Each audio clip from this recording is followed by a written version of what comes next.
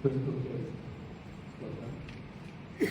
வாக்கு வழங்கிய நம்முடைய ஆண்டவராக இயேசு கிறிஸ்துவுக்கு நான் முதலாவது நன்றியை தெரிவிக்கிறேன். மற்றும் இந்த வாய்ப்பு வழங்கிய ஆகிய நம்முடைய செக்ரட்டரி, நம்முடைய குருந்தைக அமைச்சர் மற்றும் சபை மக்களுக்கு நான் முதலாவது நன்றியை தெரிவிக்கிறேன். இன்று நம்முடைய ஆண்டவராக இயேசு கிறிஸ்து சிலுவையிலே ஒழிந்த இரண்டாவது வார்த்தையை நான் இப்பொழுது தியானிப்போம். ஆண்டவராக இயேசு கிறிஸ்து சிலுவையிலே ஒழிந்த இரண்டாவது வார்த்தை லூக்கா எழுதின சுவிசேஷம் 23ஆம் அதிகாரம் 39ஆம் வசனம் முதல் 43ஆம் வசனம் வரை நாம் வாசிக்க கேட்போம். நான் உங்களுக்காக வாசிக்கிறேன். அன்றையும் சிலுவையில் அறையப்பட்டுள்ள குற்றவாளியை ஒருவன், நீ கிறிஸ்துவானால் உன்னையும் எங்களையும் ரட்சித்துக்கொள் என்று அவரை இகழ்ந்தான். மற்றவன் அவரை நோக்கி, நீ இந்த ஆக்கினைக்குட்பட்டவனாய் இருந்தும் தேவனுக்கு பயப்படுவதில்லையா? நாமோ நியாயப்படி தண்டிக்கப்படுகிறோம், நாம் நடப்பித்தவைகளுக்கு தக்க பலனை அடைகிறோம், இவரோ தகாத ஒன்றையும் நடப்பிக்கவில்லையே என்று அவன் கடிந்து கொண்டு இயேசுவை நோக்கி, ஆண்டவரே, நீர் உம்முடைய ராஜ்யத்தில் வரும்போது அடியேனை நினைத்தரும் என்றான். இயேசு அவனை நோக்கி, இன்றைக்கு நீ என்னுடைய கூட பரதீசில் இருப்பாய் என்று மெய்யாக உனக்கு சொல்கிறேன் என்றார். இப்போ நாம் பேச கேட்ட முதலாவது வார்த்தையை போலவே இந்த இரண்டாம் வார்த்தையும் லூக்கா எழுதின சுவிசேஷத்தில் மட்டுமே காணப்படுகிறது. வேற எந்த அதிகாரத்திலும் இந்த இரண்டு வார்த்தையும் வேதத்தில் கொடுக்கப்படவில்லை என்பதை நாம் பார்க்கிறோம். முதலாம் வார்த்தை மன்னிப்புக்குரிய வார்த்தை, இரண்டாம் வார்த்தை ரட்சிப்புக்கான வார்த்தை. இந்த இரண்டாம் வார்த்தை நமக்கு ரட்சிப்பின் நம்பிக்கையை தருகிறது. நாம் நம் பாவங்களை அறிக்கையிட்டு பாவத்திற்கு பரிகாரியான ஆண்டவரை சார்ந்திருந்தால் நம் வாழ்வின் முடிவிலே நானும் கிறிஸ்துவுடன் வாழும் பாக்கியம் பெறுவோம் என்கிற நம்பிக்கையை இந்த வார்த்தை நமக்கு கொடுக்கிறது. நம்முடைய ஆண்டவராக இயேசு கிறிஸ்து சிலுவையிலே இந்த வார்த்தையை சொன்ன சூழ்நிலையை நாம் சற்று யோசித்து பார்ப்போம். லூக்கா எழுதின சுவிசேஷம் 23ஆம் அதிகாரம் 35ஆம் வசனத்திலே ஜனங்கள் நின்று பார்த்துக் கொண்டிருந்தார்கள்.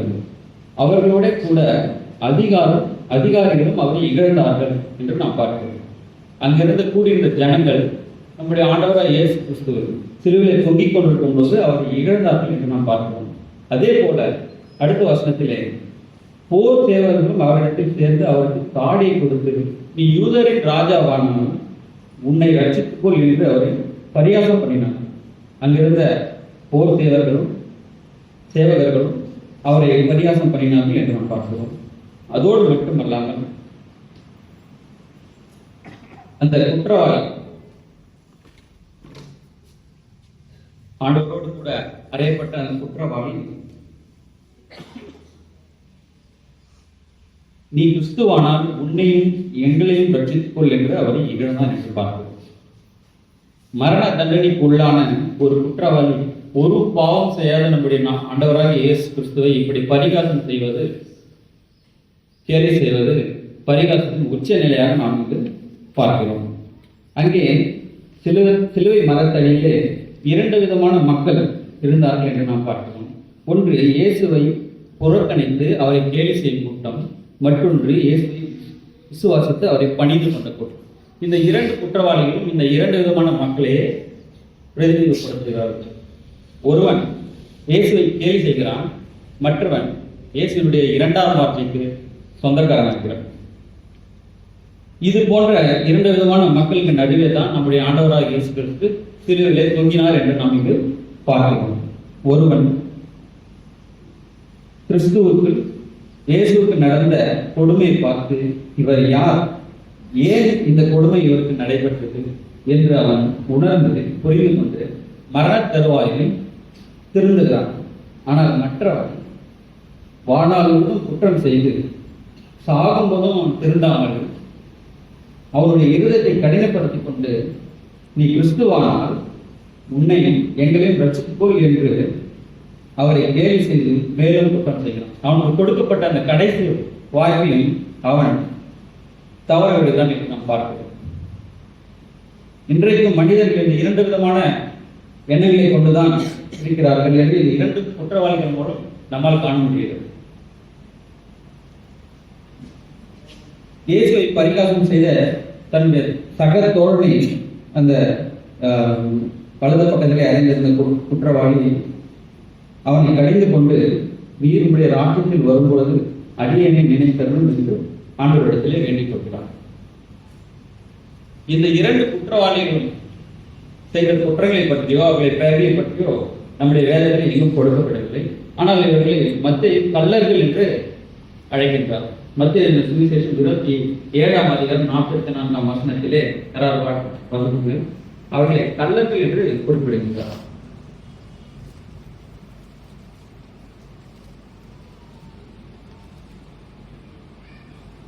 மத்திய 27:44 அவரோடு கூட சிலுவையில் அறையப்பட்ட கள்ளரும் அந்தபடி அவரை நிந்தித்தார்கள்.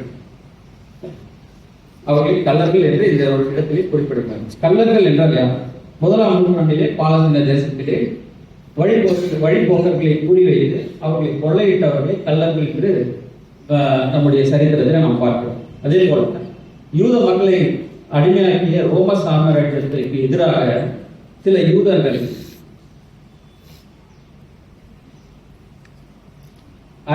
ரோம அரசு கருவூலங்களை கொள்ளையிட்டவர்களாக நாம் பார்க்கிறோம். அவர்களையும் நாம் கள்ளர்கள் என்றுதான் நம்முடைய சரித்திரத்திலே நாம் பார்க்கிறோம். ஆகவே இந்த கள்ளர்களுக்கு சிலுவை மரணம் கொடுத்ததை வைத்து பார்த்தால் இவர்கள் தேச துரோகம் போன்ற செயல்களில் ஈடுபட்டு இந்த தண்டனைக்கு உட்பட்டார்கள் என்று நாம் பார்க்கிறோம். அதோடு பரதேசி என்ற ஒரு வார்த்தையை நம்முடைய ஆண்டவராக இயேசு கிறிஸ்து இந்த சிலுவையிலே நமக்கு சொல்லுகிறார். பரதேசி என்ற ஒரு வார்த்தை, அதை பற்றி பேசினால் அதிகமாக பேச வேண்டும். ஆனால் இன்று நாம் அதை பற்றி அதிகம் பேசாமல் அது என்ன என்று மட்டும் பார்க்கணும். பரதேசி என்பது ஒரு பாரம்பரிய வார்த்தை. அது யூத நம்பிக்கையில் நீதிமன்றங்கள் நித்திய ஓய்விடமான பரம ராஜ்யத்தை குறிக்க பயன்படுவதற்கான ஒரு அடையாள முறையாக காணப்படுகிறது. ஆனால் நாம் இன்றைய தினத்திற்காக இந்த குற்றவாளிகளுக்கும் நம்முடைய ஆண்டவராக இயேசு கிறிஸ்து சிலுவையிலே தொங்கிய கொண்டிருக்கிற அந்த 3 பேருக்கும் இடையே நடைபெற்ற அந்த உரையாடலை நாம் சற்று யோசித்து பார்ப்போம். ஏனென்றால் ஒருவரின் விண்ணப்பத்திற்கு பதிலளிக்கும் விதமாக ஆண்டவர் இந்த வார்த்தையை பேசினார். மற்ற எந்த வார்த்தையும் ஆண்டவர் ஒருவருக்கு பதிலளிக்கும் விதமாக இல்லை. ஆனால் இந்த ஒரு வார்த்தை மட்டும்தான் ஒரு குற்றவாளிக்கு அவனுடைய வேண்டுதலுக்கு ஒரு சாதகமாக பதிலை நம்முடைய ஆண்டவராக இயேசு கிறிஸ்து சொல்லுகிறார். அந்த ஒரு ஸ்பெஷாலிட்டி இந்த ஒரு வார்த்தைக்கு உள்ளதாக நாம் பார்க்கிறோம். இந்த வார்த்தைக்கு ஏன் யாருக்குமே பதில் பேசாத ஆண்டவர் அவர் மேல் பொய்யான குற்றச்சாட்டை சுமத்தும் போதும், அவரை அடிக்கும் போதும், அவரை முற்றிடத்தால் அவர் தலையில வைத்து அழுத்தும் போதும் எதுவுமே பேசாத நம்முடைய ஆண்டவர் இந்த குற்றவாளிக்கு ஒரு பதிலை கொடுக்கிறார். அதற்கு என்ன காரணம்? இந்த உரையாடலிருந்து நாம் கற்றுக்கொள்ளும் பாடம் என்பதை நாம் இப்பொழுது பார்க்கிறோம். 3 காரியங்களை நான் உங்களுக்கு இப்பொழுது சொல்ல ஆசைப்படுகிறேன். முதலாவதாக இந்த குற்றவாளி தன்னுடைய குற்றத்தை உணர்ந்தான் என்று நாம் பார்க்கிறோம். லூக்கா எழுதின சுவிசேஷம் 23ஆம் அதிகாரம் 41ஆம் வசனத்திலே அவன் சொல்கிறான், நாமோ நியாயப்படி தண்டிக்கப்படுகிறோம், நாம் நடப்பித்தவைகளுக்கு தக்க பலனை அடைகிறோம் என்று இந்த வார்த்தையை அவன் சொல்லும்போது அவன் தன்னுடைய குற்றத்தை அவன் ஒத்துக்கொள்கிறான். நான் ஒரு பாவி என்றும் சாவு கொண்டு கிறிஸ்துவின் இரக்கத்தையும் மன்னிப்பையும் பெற வேண்டும் என்றும் அவன் ஆசைப்படுகிறான். ஆனால் மற்றவனும் சுயநீதி பாராட்டி, நீ கிறிஸ்துவானால் உன்னையும் எங்களையும் இந்த தன்னையிலிருந்து ரட்சித்துக்கொள் என்று அவன் சுயநீதி பாராட்டி அவன் தப்பித்துக் கொள்ள பார்க்கிறான். இதுதான் இவர்கள் இருவருக்கும் உள்ள வித்தியாசம். சாகும் தருவாயில் இந்த குற்றவாளி ஒரு செய்யக்கூடிய ஒரு சிறந்த விண்ணப்பமாக இதை நாம் பார்க்கிறோம். அவன் அந்த நிலையிலே அவனுடைய தண்டனையிலிருந்து அவன் தப்பித்துக் கொள்ள ஆண்டவரிடத்தில் விண்ணப்பித்திருக்கலாம், அல்லது அவனுடைய குடும்பத்திற்காக ஏதாவது ஆண்டவரிடம் விண்ணப்பம் செய்திருக்கலாம், அல்லது அந்த வழியிலிருந்து அவனுக்கு நிவாரணம் வேண்டும் என்றும் அவன் கேட்டிருக்கலாம். ஆனால் இம்மைக்குரிய காரியங்களை விட்டு அவன் மறுமைக்குரிய காரியங்களை யோசித்தான். உங்களுடைய ராஜ்யத்தில் வரும்பொழுது அதையே நீ நினைத்தரும் என்று அவன் கேட்கிறான். ஆண்டவர் அவன் விண்ணப்பத்தை பார்த்து அசந்து போனார். ஆகவேதான் அவர் உடனே இன்று என்னுடைய கூட நீ பரதேசில் இருப்பாய் என்று உடனே பதிலளித்தார். நம்முடைய குற்றங்களை அறிக்கையிடுவது நம்முடைய விசுவாச வாழ்க்கையின் ஒரு முக்கிய அம்சமாக இருக்கிறது பிரியமான தேவதன்.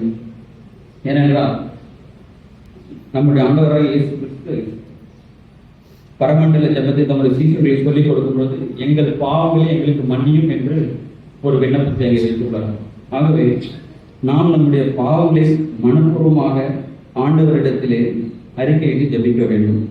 பாவத்தை அறிக்கையிடுவது என்பது சிலர் சொல்வது போல அது நம்முடைய தாழ்வு மனப்பான்மை வெளிப்படுத்துவதோ அல்லது நம்முடைய குற்ற உணர்ச்சியை வெளிப்படுத்துவதோ அல்ல. Very simple. அது நம்முடைய தேவனத்திலே நம்மை வெளிப்படையாக நம்மை காட்டிக்கொள்வோம், அவ்வளவுதான். ஆண்டவர் நமக்கு சொல்லி போன நமக்கு மிகவும் பிரசித்தி பெற்ற ஒரு ஓமையை நாம் பார்ப்போம். லூக்கா சுவிசேஷம் 18ஆம் அதிகாரம் 9ஆம் வசனம் முதல் 14ஆம் வசனம் வரை நாம் பார்ப்போம். 2 பேர் தேவாலயத்திற்கு சென்றார்கள்.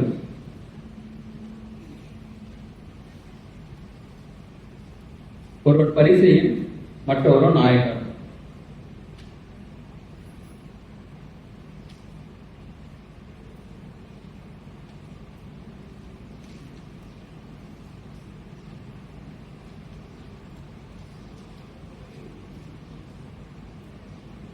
லூக்கா 18ஆம் அதிகாரம் 9 முதல் 14ஆம் வசனம் வரை நான் வாசிக்கிறேன்.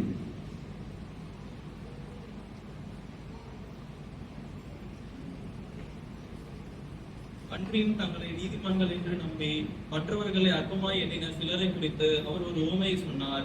2 மனுஷர் ஜெபம் பண்ணும்படி தேவாலயத்துக்கு போனார்கள். 2 மனுஷர் ஜெபம் பண்ணும்படி தேவாலயத்துக்கு போனார்கள். ஒருவன் பரிசேயன், மற்றவன் நாயகர்.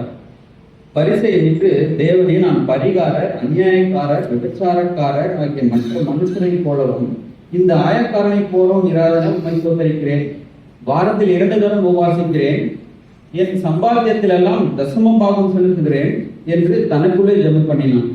ஆனால் ஆண்டவருக்கு சுயநீதி விண்ணப்பத்தை அங்கீகரிக்காமல் மாறாக ஆயக்காரனுடைய விண்ணப்பம், அதாவது ஆயக்காரன் தூரத்திலே நின்று தன் கண்களில் வானத்துக்கு ஏறெடுக்க துணியாமல் தன் மார்பை அடித்துக் கொண்டு தேவனே பாவியாக இன்மேல் கிருபாயிரும் என்றான். அவனல்ல, இவனே நீதிமானாக்கப்பட்டு தன் வீட்டுக்கு போனான் என்று நாம் பார்க்கிறோம். ஆகவே நாம் பாவி என்று ஒத்துக்கொண்டு நம்முடைய பாவத்தை ஆண்டவரிடத்திலே அறிக்கையிடுவது தான் ஆண்டவர் கிறிஸ்துவுடன் வாழும் வாழ்க்கைக்கு முதல் படி.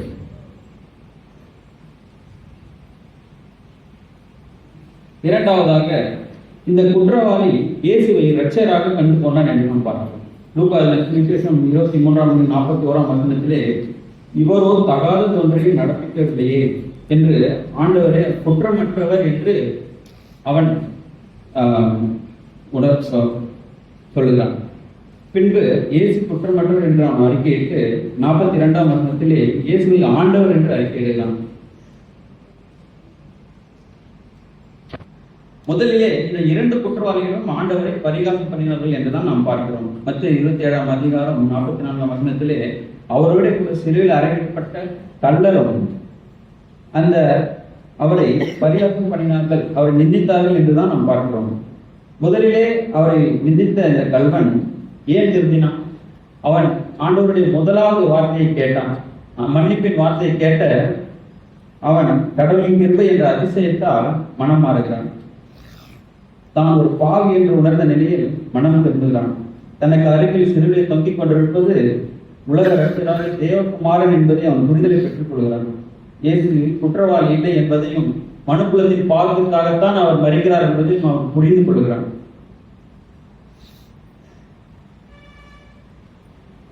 பின்னர் அவர் இரட்சகர் என்றும் சிலுவையில் தொங்கிக் கொண்டிருக்கிற அவர் ஒரு நாள் அரசாழ்வார் என்றும் அந்த ராஜ்யத்திலே அவன் தானும் இருக்க வேண்டும் என்று ஆசைப்படுகிறான். இப்படி வாழ்க்கையில் திருந்தபடியாக கொடுக்கப்பட்ட கடைசி தருணத்திலே அந்த கொடுக்கப்பட்ட அந்த வாய்ப்பை அவன் சரியாக பயன்படுத்தி கொண்டான் என்றுதான் நாம் பார்க்கிறோம். மற்றவன் அந்த வாய்ப்பை தவற விட்டு விடுகிறான். இந்த மனம் திரும்பிய பாவி இயேசுவிடத்திலே கொண்ட ஆழமான விசுவாசத்தை பாருங்கள். இயேசு வனாந்திரத்திலே 5 அப்பம் 2 மீன்களை 5000 பேருக்கு உணவளித்த போது அவரை விசுவாசிப்பது எளிது. அநேக மக்களுக்கு அவர் சொர்க்கத்தை கொடுத்த போது, அற்புதமான சுகங்களை கொடுக்கும் பொழுது அவரை விசுவாசிப்பது எளிது. ஆனால் சிலுவையிலே தொங்கிக் கொண்டிருக்கும் பொழுதும், அனைத்து சூழ்நிலையிலும் அவருக்கு பாதகமாக இருக்கும் பொழுதும், அவருக்கு எந்த ஆதரவும் இல்லாத நிலையில் கைவிட்டப்பட்டு இருக்கும் பொழுது இவன் அவனை விசுவாசத்தான் என்று நாம் பார்க்கிறோம். அவரை காட்டிக் கொடுத்த யூதாஸ், அவரை மறுதலித்த பேதுரு மற்றும் தனிமையில் விட்டு சென்ற மற்ற சீஷர்களுடைய விசுவாசத்தை காட்டிலும் இவனுடைய விசுவாசம் மிகவும் பெரிதாக இருக்கிறதை நாம் பார்க்கிறோம். ஆண்டவர் நம்மிடத்திலே அதே விசுவாசத்தை எதிர்பார்க்கிறார். நம்முடைய ஜபங்களுக்கு பதில் வராத போதும், நமக்கு ஆண்டவர் தூரத்திலே இருக்கிறார் என்ற அந்த ஒரு உணர்வு இருக்கிற போது நம்முடைய ஆண்டவரை நாம் விசுவாசிக்க வேண்டும். ஆண்டவரே, நான் உம்மை அதிகமாக விசுவாசிக்கிறேன், உம்மை நம்பியிருக்கிறேன் என்று சொல்கிற ஆழமான விசுவாசத்தை நம்முடைய ஆண்டவராக இயேசு கிறிஸ்து நம்மிடத்தில் எதிர்பார்க்கிறார். அந்த விசுவாசத்தை அவர் அங்கீகரிக்கும் செய்கிறார். அதனால்தான் அந்த குற்றவாளிக்கு உடனடியாக இன்று என்னுடனே கூட பரதேசில் இருப்பாய் என்று பதிலும் கொடுக்கிறார். மூன்றாவதாக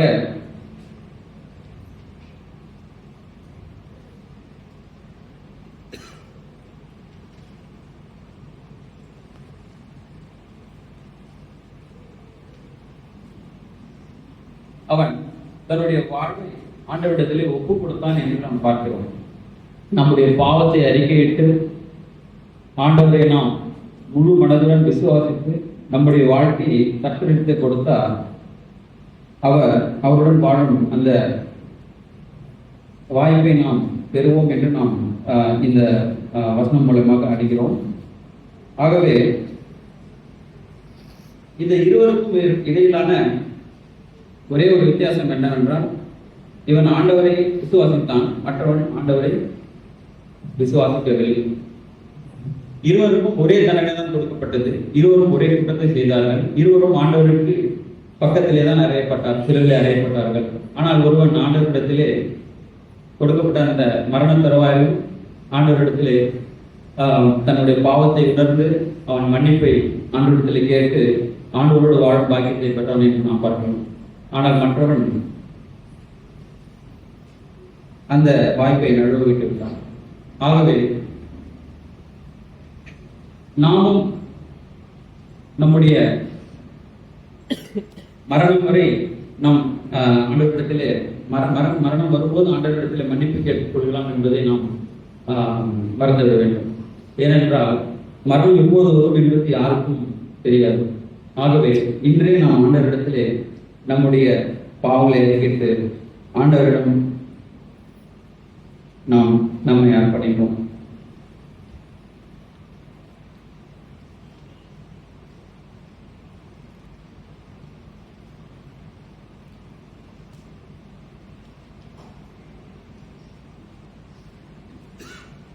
ஆகவே இந்த இரண்டாம் வார்த்தை நமக்கு கொடுத்த அந்த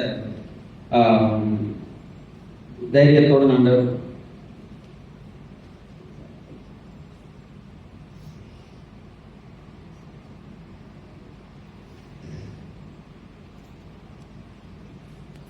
ஆகவே மனத்திருந்தருடனும் விசுவாசத்துடனும் நம் வாழ்க்கையை இயேசுவிடம் ஒப்படைத்தோம் என்றால் கிறிஸ்துவோட வாழும் வாக்கியத்தை நாமும் பெறுவோம் என்ற இந்த வார்த்தை நமக்கு நம்பிக்கை தருகிறது.